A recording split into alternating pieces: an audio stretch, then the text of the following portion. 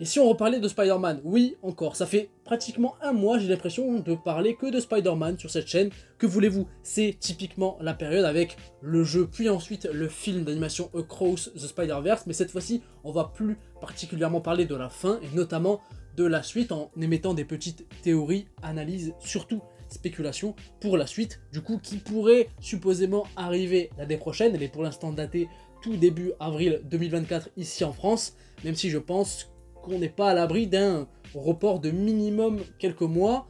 On verra comment la situation va évoluer dans les prochaines semaines et prochains mois. Le film est désormais sorti depuis plus de 2 semaines. Est-ce que cette vidéo arrive un petit peu trop tard? Oui, mais c'est pas grave. Donc c'est évident qu'il y aura des spoilers. Faites attention à vous, même si je pense que si vous avez cliqué sur cette vidéo, c'est que vous avez déjà vu le film, vous avez vu le titre.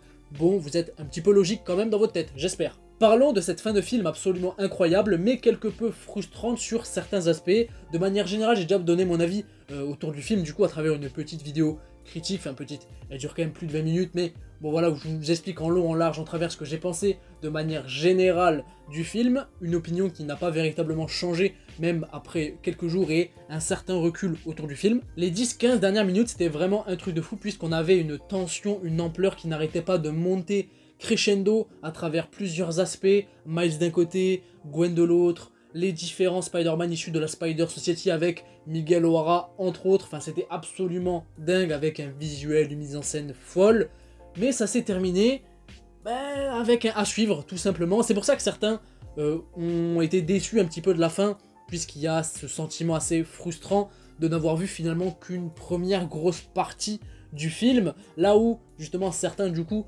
vont peut-être préférer le premier, tout simplement qu'il y avait une histoire assez simple, limpide et efficace, avec un début, un milieu et une fin, point barre. Ce qui peut être du coup assez légitime, mais sur cette fin de film avec Miles d'un côté qui s'est retrouvé du coup dans l'univers originel de l'araignée qu'il a piqué, donc la Terre 42, se retrouvant dans un New York qui a l'air d'avoir sombré dans le chaos, sans Spider-Man, où son oncle est toujours en vie, son père, le capitaine de police, est mort, et surtout, la version de lui-même est tout simplement devenue le rôdeur. Et surtout sans avoir de Spider-Man. Alors déjà, je pense qu'il y aura sans doute un affrontement entre les deux dans un premier temps, mais ensuite notre Miles à nous va se montrer sans doute assez diplomate pour expliquer la situation à l'autre, en expliquant tout simplement que son propre père à lui est en danger, là où le Miles du coup de l'univers 42 qui a perdu son père va en fin de compte essayer peut-être de se ranger du côté des gentils pour sauver le père de notre Miles à nous, histoire que lui ne vive pas ce que lui a vécu en perdant son père. Je pense que vous avez compris. Entre temps, on apprendra sans doute les raisons pour lesquelles le père du coup du Miles de l'univers 42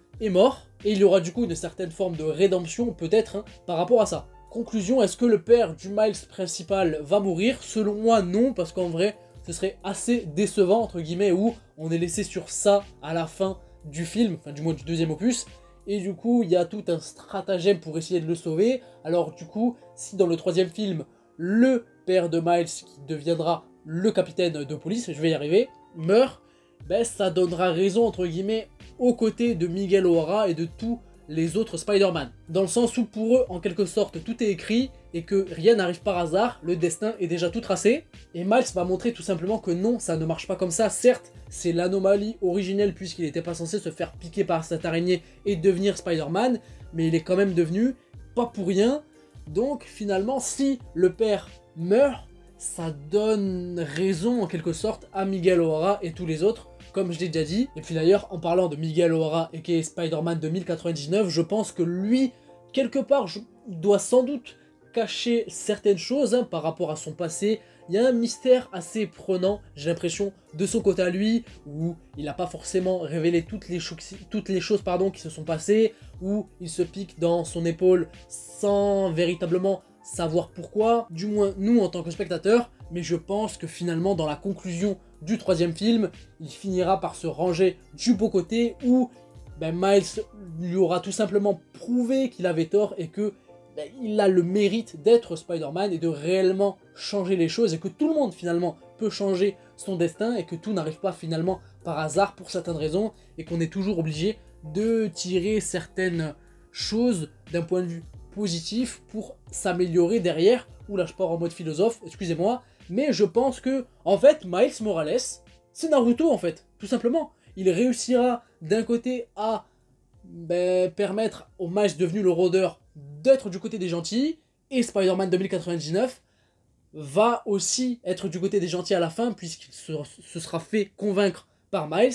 Et puis, Spider-Man 2099, ça reste un Spider-Man dans le fond, c'est un bon gars, donc finalement, tout ira qui finira bien. Oula, c'était compliqué. Et puis, parallèlement à tout ça, on a Gwen qui s'est recomposé une nouvelle équipe, avec la plupart des versions de Spider-Man qu'on avait dans le premier, telles que Spider-Man noir, Peter Parker aussi, je crois, qui est là, là, Spider-Man avec le mecha, on va dire entre guillemets, je me rappelle plus de son nom, Penny je crois qu'il s'appelait, et plein d'autres versions, Peter B. Parker, le GOAT, le classique, qui a maintenant eu une enfant qui s'appelle Mayday, c'était incroyable, j'ai adoré. D'ailleurs, dans le troisième film, j'espère véritablement qu'ils vont mettre un petit peu plus l'accent, encore une fois, sur la relation Peter B. Parker et Miles, puisque bon, dans le premier, c'était véritablement un énorme point fort pour moi du film, hein. La relation, l'alchimie entre les deux passait hyper bien, c'était incroyable, et d'une certaine manière, c'est ce que j'ai aimé dans ce deuxième opus, c'est de montrer que finalement, Miles, c'est Naruto, donc il a réussi, en quelque sorte, à donner espoir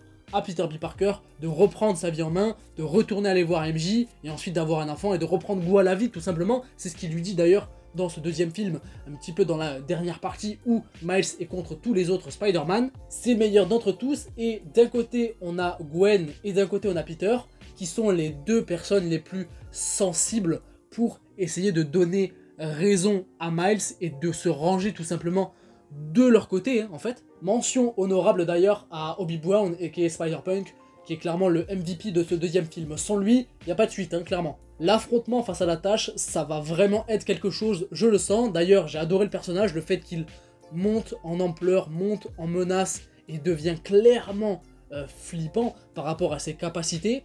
Franchement, la tâche contre tous les autres Spider-Man, alors combien ils seront, ça j'en sais rien, mais je pense qu'ils vont réellement être beaucoup, même si sans doute que l'affrontement final face à la tâche, ça se fera en 1-1, peut-être, hein, entre Miles et la tâche, un petit peu de la même manière où Miles s'était retrouvé face à Fisk dans le premier, même si, bon, Fisk et la tâche, niveau capacité, niveau menace, on est sur des choses assez différentes.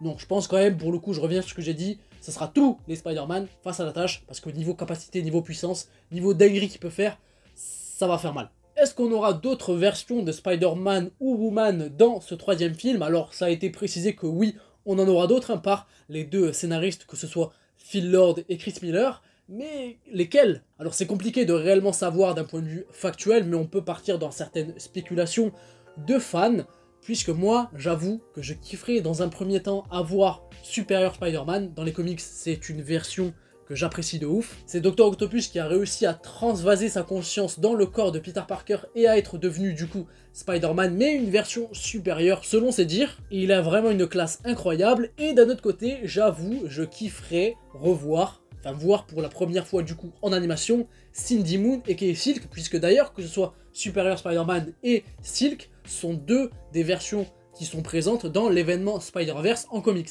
Et puis je sais pas pourquoi, mais j'ai toujours apprécié Silk. Et puis en plus, elle a une certaine relation physique et attirante par rapport à Peter Parker, puisque c'était tout simplement une version qui s'est faite piquer par la même araignée que à piquer Peter. Putain, je galère à parler, c'est compliqué. Je suis malade, excusez-moi, je suis malade, ça s'entend peut-être à ma voix, à mon reniflement, à mon intonation. Donc si je bégaye, c'est ma faute, mais c'est chiant, bordel. Donc j'avoue que voir ça dans Beyond de Spider-Verse, ça peut franchement être méga cool. Après, est-ce que je m'attends à un réel intérêt, enfin du moins, est-ce que je veux un réel intérêt de leur part dans l'intrigue? Pas forcément, mais juste le fanservice, le petit clin d'œil, ça serait kiffant. Et ensuite, est-ce qu'on aura les trois acteurs qui ont interprété le personnage au cinéma ces 20 dernières années dans ce troisième film, histoire de boucler la boucle? Alors, du côté Tom Holland, il s'est contenté seulement d'une mention par Miguel O'Hara dans ce deuxième opus, par rapport aux événements de Spider-Man No Way Home, là où Tobey et Andrew ont eu droit à la diffusion de leurs images, on va dire, de leurs premiers films, que ce soit Spider-Man 1, sorti en 2002, du côté de Tobey, et The Amazing Spider-Man, du côté d'Andrew. Ce que j'ai aimé d'ailleurs par rapport à ça, c'est que finalement, c'est du fanservice pour nous, parce que voilà, on connaît les films et ça nous fait plaisir de voir certaines images, mais d'un autre côté, il y a aussi un intérêt derrière. Il y a un intérêt scénaristique, puisqu'à ce moment-là, Miguel est en train d'expliquer à Miles le concept de Spider-Verse et le délire Canva du fait qu'il y ait des choses qui y arrivent pour une certaine raison, Donc il y avait un certain intérêt autre que le fanservice, et c'est ça qui était cool. Est-ce qu'on aura du coup une apparition de leur part dans ce troisième film, histoire de marquer le coup? D'un côté, on pourrait les avoir en mode animation, par rapport à l'adaptation du format du film, et d'un autre côté, j'avoue qu'une apparition de leur part, mais vraiment en live action avec le costume, ça me ferait kiffer aussi. Je dirais que la deuxième option, marcherait beaucoup mieux, je trouve. Après, est-ce que ça se fera? Ça, c'est une autre histoire. Je pense que j'ai tout dit concernant les petites théories, spéculations par rapport à la fin de Cross the Spider-Verse et pour sa suite Beyond the Spider-Verse qui est prévue pour l'année prochaine. Je le répète encore une fois. J'ai dit, ouais, le gros du morceau, hein, par rapport à mon opinion, par rapport à ceci, par rapport à cela. Je me répète beaucoup, il est temps que je termine cette vidéo. N'hésitez pas à me dire de votre côté ce que vous pensez de tout ça, vos arguments, vos idées. Partagez-moi tout ça en commentaire, ça pourrait être très cool d'en débattre. N'hésitez pas à mettre un petit pouce bleu si la vidéo vous a plu, à vous abonner si ce n'est pas encore fait, mais vous êtes obligé de rien, c'est pas la peine. Le simple fait de regarder la vidéo et d'être resté jusqu'à là, pour ceux auxquels c'est le cas, merci beaucoup. Et puis moi je vous dis à la prochaine, prenez soin de vous et de vos proches. Bisous.